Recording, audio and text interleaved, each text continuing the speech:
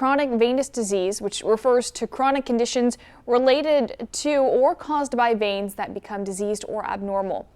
These problems can include varicose veins and spider veins, leg swelling, and leg pain.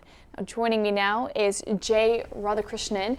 Now, you are the doctor, founder, and medical director of the Vein Doctors in College Station, correct? Yes, that's correct. Thank you.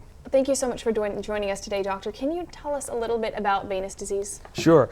Venous disease represents a problem with the valves inside the veins of the legs, and what typically happens is the valves stop functioning properly and the blood starts accumulating in the lower extremities as a result of the backflow. We call that reflux or venous insufficiency. That's the underlying problem for this disease process.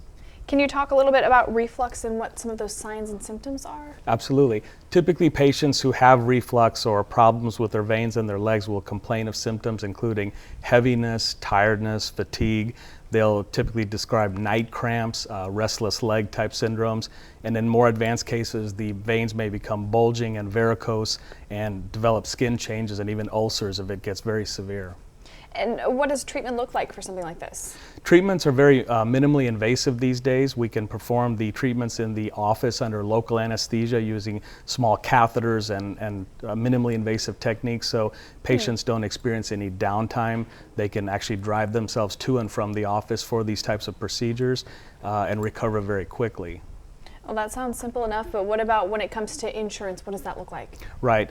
This is considered a medical problem. If you have symptoms such as the ones we just talked about, the patients will then undergo an ultrasound in our office for evaluation, and once we confirm with the ultrasound that they meet criteria for this problem, if they have the symptoms and their ultrasound is positive, we can submit paperwork to the insurance companies and typically get them approved for these types of procedures.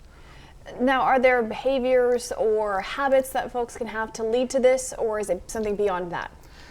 Some of the risk factors for developing this problem, actually the number one risk factor is a family history or hereditary type condition. So there's not too many things you can do to prevent it from completely happening. There are things you can do to help minimize some of the symptoms. You may be able to wear compression stockings and elevate your legs and things like that to minimize the symptoms, but treatment is typically required if you experience these types of problems.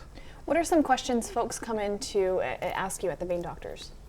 Typically, people will come in and they will want to know if this is a medical condition or a cosmetic condition, and there are both sides. There is a cosmetic side of vein disease that's not covered by the insurance companies, and they'll want to get clarification for that. And once we evaluate them and show them that they have signs and symptoms, that it falls under the medical condition. If they don't have the medical side, we can certainly talk about the cosmetic thing as well. Okay, doctor, and making an appointment is simple enough with y'all? Yes, it is. We can go to our website at www.theveindoctors.com, and we have offices in College Station that we are seeing patients at. Awesome. Thank you so much for joining us today. Thank you.